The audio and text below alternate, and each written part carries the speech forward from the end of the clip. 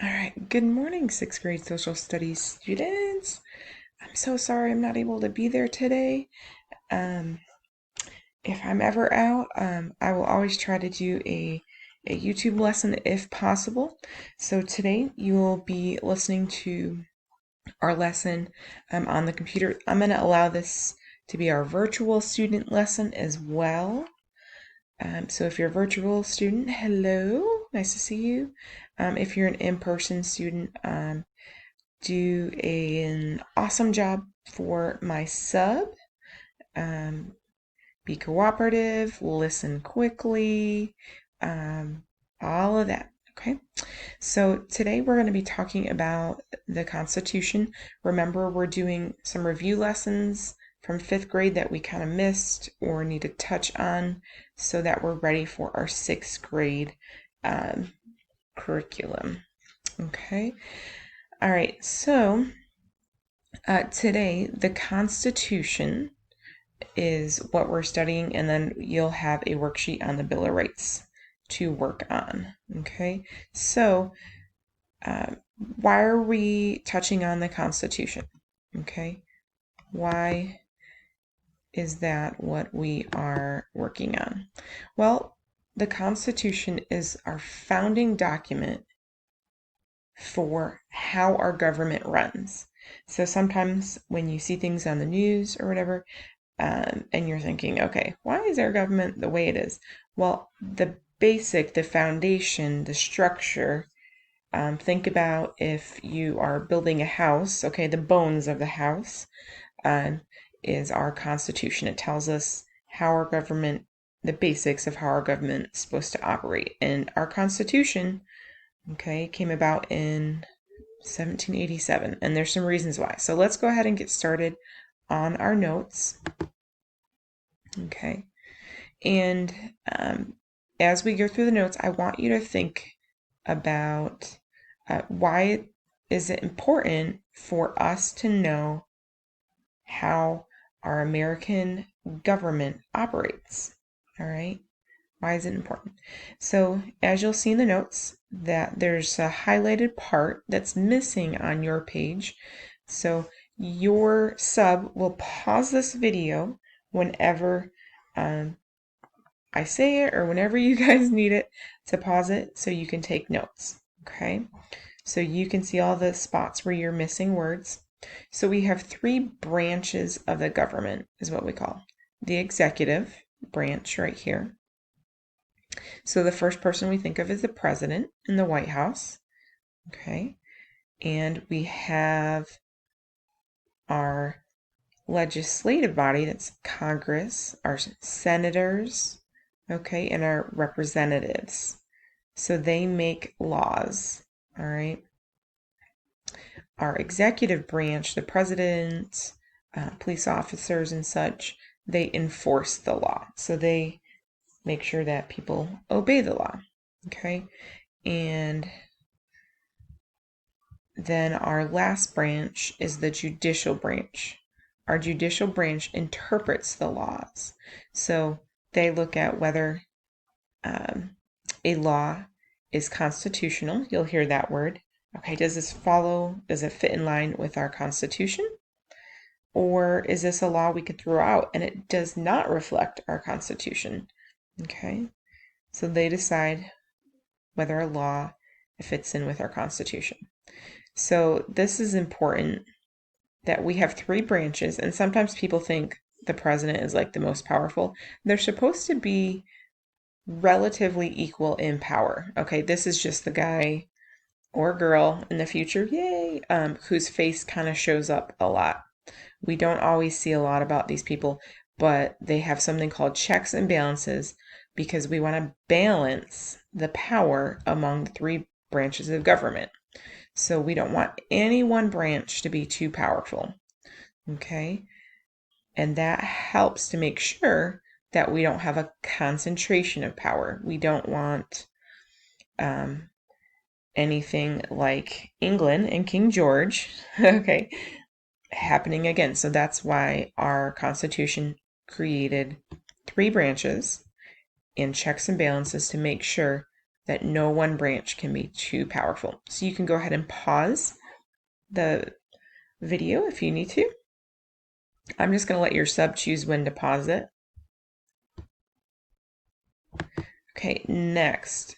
So the Constitution was not our first form of our framework of our government. The first one was the Articles of Confederation. Okay, this was our first document, but we found out that it was too weak. Okay, so we had another meeting. We called it the Second Continental Congress. Okay, there was no president, no courts, and we realized that the states had too much power, and the federal government, okay, in charge of all the states, that's the federal government, didn't have enough power, so we couldn't really get much done. So that's when we made some changes to create the Constitution. And there was also, we call it Shea's Rebellion. Daniel Shays and others tried to stop state courts from taking property. So this is where we said there was too much power with the states and not enough balance with the federal government.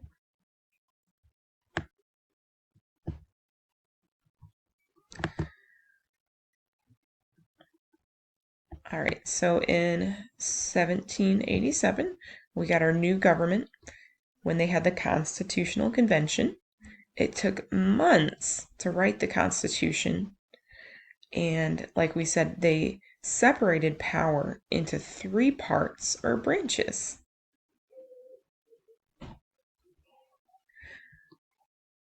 All right, and so our first branch that we're going to look at is the legislative branch.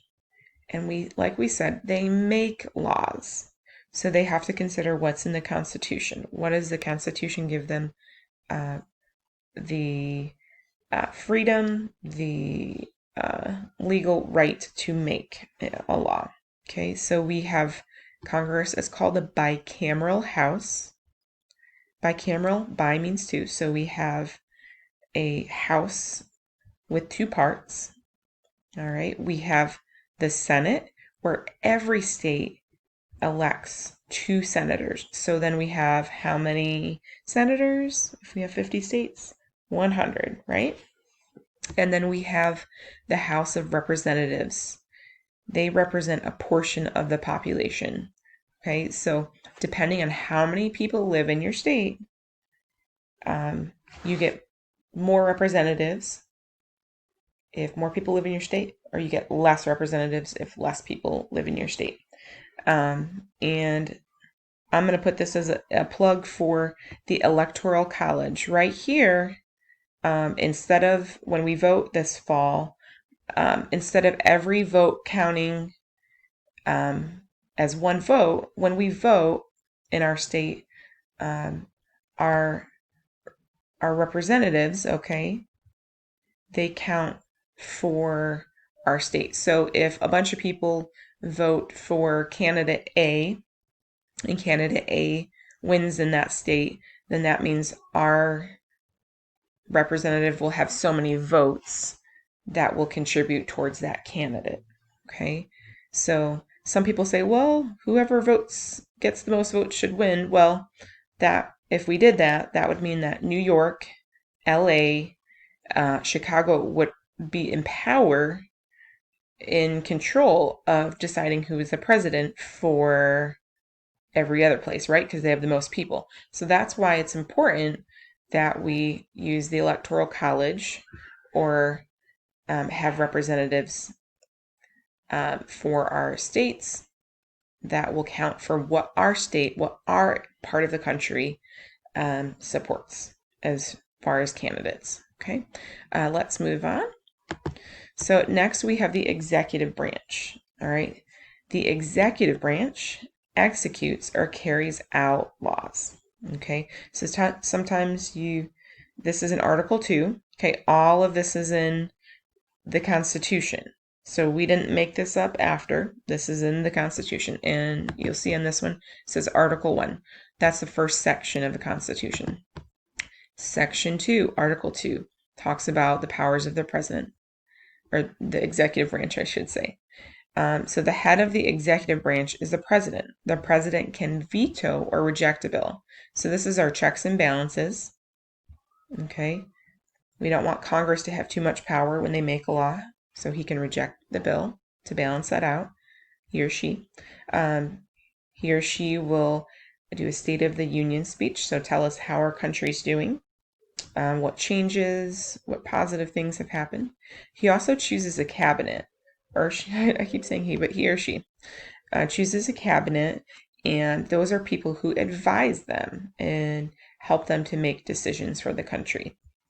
And the president also appoints justices. So in the Supreme Court, the highest court of the land, he or she will choose a justice, and that justice will help interpret the law. And the executive branch can also grant pardons. So if someone's been convicted for something, if maybe that person has served many years, or there was some kind of innocence for that person, that they were found innocent, or maybe they changed their life, they can, and had great behavior, that person in the executive branch can grant pardons. So our final branch is the judicial branch, and this is the one you don't hear about a lot, but really has a lot of influence. They interpret the law, and they're in Article 3 of the Constitution. So the head of it is by the Supreme Court with 9, we actually call them justices. A judge would be any of the lower court officials, okay? They would be a judge that would be in the lower court. We would always call those judges in the Supreme Court justices. So this is kind of a misprint right here. But there are other judges that are appointed by the president. So we kind of split the power there, and approved by the Senate. So see, we're splitting the power. We have all these other parts that need to be able to approve a decision in order to help balance it out. So in the Supreme Court, those 9 justices will serve for life. Okay, it is not the case with all judges. Okay, but with the justices, they will serve for life. So that's a pretty powerful decision to decide whether laws fit in with the Constitution. Are they constitutional? Okay, so these are our 3 branches. Why are these 3 branches important? How do they affect our life? Okay, all of these branches help influence and decide what we said are federal laws, federal powers. What can the United States government do versus what our state government can do? Okay, so these address our federal powers, like I said, for the United States. All right, and obviously our states have these branches as well. Okay, but this is our model for our states, and for our country is the first 3 articles of the Constitution. Why do we need to know this? Great question. We need to know this because when different events or laws or executive orders or rulings by judges or justices come out of our country, we need to be able, as a citizen, to decide, is this constitutional? That's important. And we'll talk about how to change the Constitution maybe a little bit later when we have our Celebrate Freedom Week. But this is the basis of our decisions, okay, for our country. I hope you guys have a great day. Next is your Bill of Rights worksheet. I hope that you do your best on it. I want to see really thoughtful answers. And I want you to take your time. You can highlight your worksheet, whatever you need to do to make sure that you are understanding it. All right. I hope to see you guys soon. Bye.